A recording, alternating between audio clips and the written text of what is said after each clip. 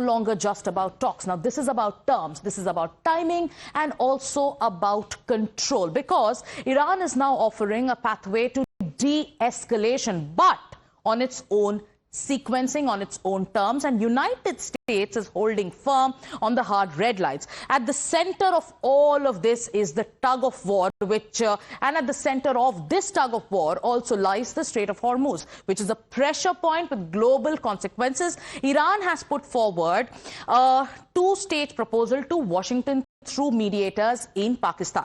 So the idea that Iran is mooting right now is first reopen the Strait of Hormuz and also bring the ongoing conflict to a halt, and only then move to the more contentious issue of nuclear negotiations. So the strategy that Iran is proposing is clear. It is saying that there must be a way to ease immediate global and economic pressure before engaging on the nuclear question.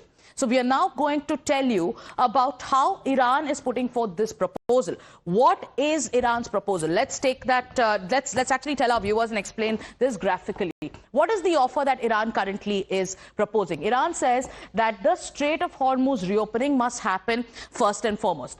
Part 2 of Iran's proposal is nuke talks should be pushed to a later stage. So let's reopen the Strait of Hormuz. Let's talk about the other red lines later. And why does this matter? Because this is a proposal that bypasses the core nuclear dispute. Will US agree? Number 2, it is aimed at fast-tracking the US-Iran deal. And number 3, it breaks the long-stalled diplomacy stalemate. Next, we'll get to know what Donald Trump is doing. Is Donald Trump going to agree with the proposal that with Iran is currently pitching?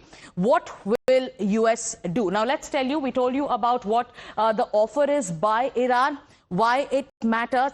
After this, we are now going to tell you about what is happening with regards to United States. How is US looking at this? Now, US has confirmed, there is a confirmation coming in from multiple media reports in the international media that the White House has received this proposal. However, the United States is not willing to accept this kind of a proposal. Washington is making it clear that there can be no relief or de-escalation without firm nuclear guarantees. The demand remains unchanged. Iran must halt uranium enrichment, must move its existing stockpiles out of the country, and ensure it does not move towards developing nuclear weapons. Even as this proposal was floated, Iran has hardened its stand further. There are senior Iranian leadership voices from there. They're now clearly indicating that there will be no nuclear negotiations with the United States under the current conditions. هیچ بنایی بر مذاکره با آمریکایی ها نیست و البته به ویژه در موضوع هسته‌ای بنایی بر مذاکره نبوده و همیشه خط قرمز ما این بوده که غنی‌سازی باید به عنوان یک واقعیت، چون ما معتقدیم غنی‌سازی همونطور که امام شهید هم فرمودن، البته هر جنگی در پایان حتما به یک شکلی از مذاکره و آتش بس به پایان میرسه. هیچ جنگی رو، شما جنگ جهانی اول دوم هم بد رسیده به یک مراحلی، اما ما معتقدیم که هنوز باید این رژیم صهیونیستی مخصوصا مورد برخورد جدیتر قرار بگیره و پاسخ متناسب با شرارت هایی که کادر رو دریافت بکنه. باید حقوق حقه جمهوری اسلامی ایران در این تنگه بر پایه پول ملی ایران ریال پرداخت بشه. در این طرح پیش بینی شده که رژیم صهیونیستی، شناورهای متعلق به رژیم صهیونیستی، محموله، بار، شناور تحت هیچ عنوانی اجازه تردد ندارند. ما 400 کیلو هم بدیم مشکلی برطرف نمیشه. بدون شک. So meanwhile, the real theater of confrontation, like we've been telling you, remains the Strait of Hormuz. Now, Iran has escalated its actions by targeting and seizing vessels, signaling its ability to disrupt global shipping lanes. Now, the United States, on its part, has also enforced a strong naval presence and effectively has restricted maritime movement, turning the region into a high-risk zone. So for global trade, the fallout is already visible across the world.